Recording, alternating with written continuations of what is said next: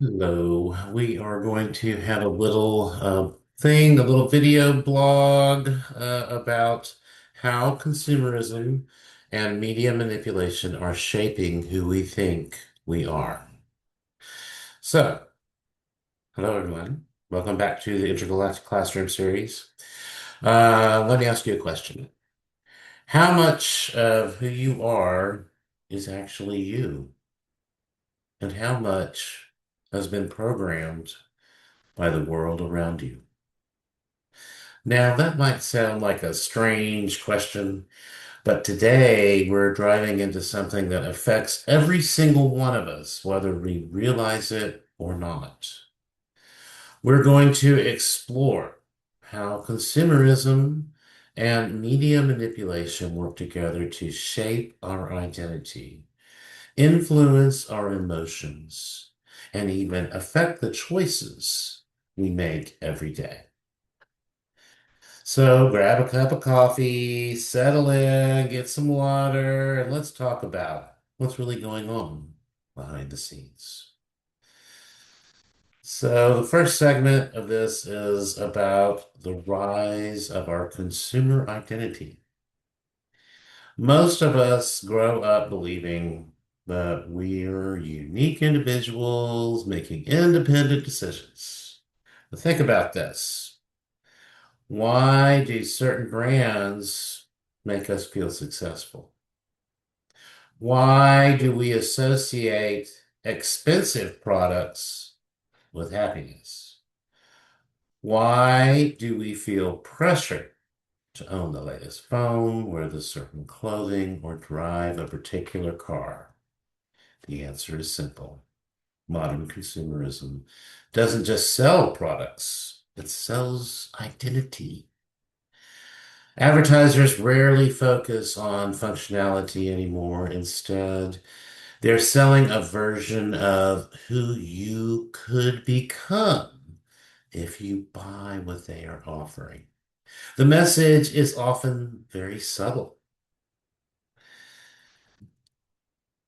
but like buy a car or get respected, wear this brand and you'll belong, own this product and you'll be happier. Over time, many people begin defining themselves by what they own instead of who they truly are. And that's where the problem begins. Because when identity becomes attached to possessions, self-worth becomes dependent on external validation. And external validation is never enough. Segment two is about the emotional power of media. So let's talk about media. Whether it's television, social media, streaming platforms, news outlets, or online advertising, we're exposed to thousands of messages every single day. But here's the thing. Most media isn't designed simply to inform you. It's designed to capture your attention. And the fastest way to capture attention is through emotion, fear, anger, re- excitement, desire, outrage, insecurity. These emotions keep us engaged. And the longer we're engaged, the more influences these messages have over our thoughts and our behaviors. Social media has become especially powerful in this regard. We scroll through endless images of seemingly perfect lives, perfect bodies, perfect vacations, perfect relationships, perfect success stories. And without even realizing it, we start comparing ourselves. Suddenly, our own lives don't seem good enough. Not because anything changed, but because someone else's highlight reel became our measuring stick. So how does consumerism and media work together? They don't operate separately. They work together. Media creates that emotional trigger, and consumerism provides that solution. For example, media makes you feel insecure about your appearance. An industry appears with products promising confidence and acceptance. Media creates fear about aging. $1 billion anti-aging market appears. Media creates feelings of loneliness. Products, subscriptions, apps, and services promise connection. The cycle is remarkably effective. First, a problem is created or amplified. Then a product is offered as the answer. You buy the solution. You feel better temporarily. Then a new problem emerges, and the cycle starts all over again. The result, most people spend their entire lives chasing satisfaction without really ever finding any true fulfillment. And there's a hidden cost to it too.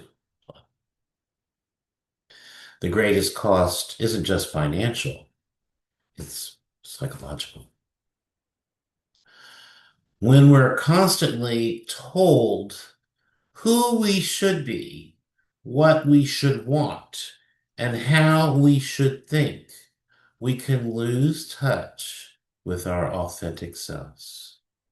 We begin living according to expectations rather than values. We seek approval rather than meaning. We build an image instead of building character. And in a world obsessed with appearances, authenticity becomes increasingly rare. Many people are more connected digitally than ever before, yet feel more disconnected from themselves than ever before.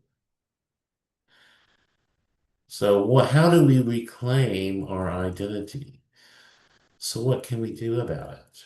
The first step to any kind of healing is always awareness.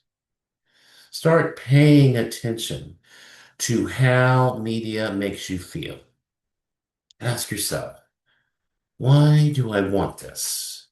Is this a genuine need, or is it a desire that has been manufactured? Become conscious of any emotional triggers. Question the messages you receive. Limit exposure to content that creates unnecessary comparison or anxiety. Most importantly, reconnect with your own values. Ask yourself, who am I without my possessions? Who am I without my job title? Who am I without other people's approval? These questions can be uncomfortable, of course, but they can also be incredibly liberating because your true identity isn't found in what you buy. It's not found in likes, followers, or status symbols. It's found in your character, your beliefs, your relationships, your purpose, and your ability to make conscious choices. So, in closing, at the end of the day, consumerism and media manipulation thrive when people stop questioning. But awareness changes everything. The moment you become conscious of these influences, you begin reclaiming your power. So here's a question I'd love for you to think about. If all the labels, brands, social media, profiles, and possessions disappear tomorrow, who would you be? Leave your thoughts in the comments below if you feel like it, or reach out to me personally if you have my number. If you found this video helpful, be sure to like, subscribe, and share it with someone who might need to hear this message. Thank you for watching, and remember, please go to my YouTube channel, the Intergalactic Classroom Series. And that's where you can subscribe and like and share if you wish. Thank you for watching, and remember, you're worth it. Your worth is not determined by what you own. It's determined by who you choose to become. Until next time, take care, and I thank you so very much for watching. I hope that you have gotten something from this today. Namaste. Good.